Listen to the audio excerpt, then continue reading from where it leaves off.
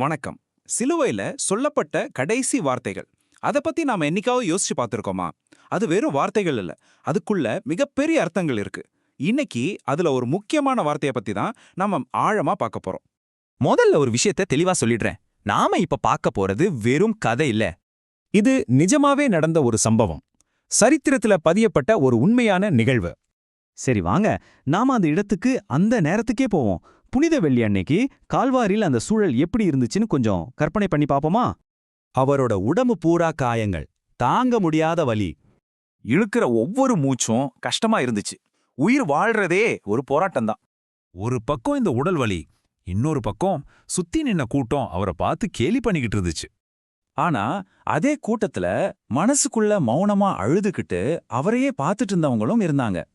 சரி, இப்ப அந்த பெரிய கூட்டத்துல இருந்து நம்ம கவனத்தை மனச உருக்கக்கூடிய ஒரு உறவு பக்கம் திருப்புவோம். அந்த சிலுவைக்கு கீழே நின்னுட்டு இருந்தது யாரு தெரியுமா?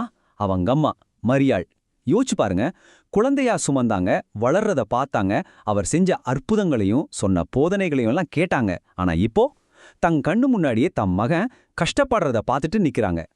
அவங்க பக்கத்திலேயே அந்த கஷ்டமான நேரத்திலையும் இயேசுவ விட்டு போகாம கூடவே நின்னுட்டு இருந்தாரு யோவான். இவ்ளோ வலி, இவ்ளோ குழப்பம். இதுக்கு நடுவுல இயேசு பேசுறாரு. அந்த மூன்றாவது வார்த்தை, அது என்னவா இருக்கும்? நீங்களே யோசிச்சு பாருங்களேன். சாக போற நேரத்துல உடம்புல தாங்க முடியாத வலியோட ஒருத்தர் இருக்காருன்னா அவர் யார பத்தி யோசிப்பாரு? அவர் தன் அம்மாவை பார்த்து சொன்னாரு, பெண்ணே இதோ உன் மகன். இந்த வார்த்தைகளுக்கு பின்னாடி இருக்கிற ஆழத்தை யோசிச்சு பாருங்க.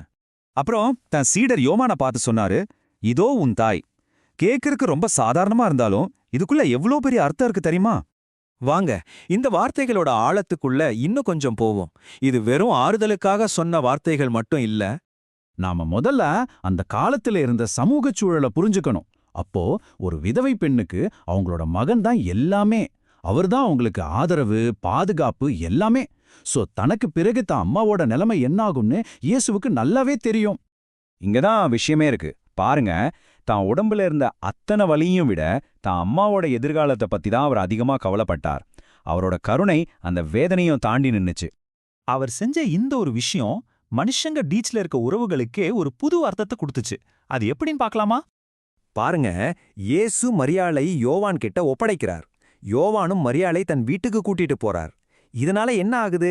இரத்த பந்தத்தை தாண்டி அன்பு மேலையும் அக்கறை மேலையும் ஒரு புதுவிதமான குடும்பம் உருவாகுது. ஒரு ஆன்மீக குடும்பம். 2000 வருஷம் முன்னாடி நடந்த இந்த ஒரு சம்பவம் இன்னைக்கும் நமக்கு சில விஷயங்களை சொல்லிக் கொடுக்குது. ஒருத்தருக்கு ஒருத்தர் அன்பு காட்டணும், மத்தவங்க மேல அக்கறையா இருக்கணும், கஷ்டப்படுறவங்க கூட நிக்கணும். எவ்ளோ கஷ்டமான நேரத்திலும் நம்ம கருணைய கைவிடக்கூடாது. அன்புங்கிறது வலிய விட ரொம்ப சக்தி வாய்ந்தது. இப்ப ஒரு கேள்வி. நமக்கு ஒரு கஷ்டம் இல்ல வலி வரும்போது நம்ம கவனம் நம்ம மேல மட்டும்தான் இருக்குமா? இல்ல இயேசு மாதிரி மத்தவங்களோட தேவைகளை பத்தியும் யோசிச்சு நம்ம அன்பை காட்ட முடியுமா? இத பத்தி கொஞ்சம் யோசிச்சு பாருங்க.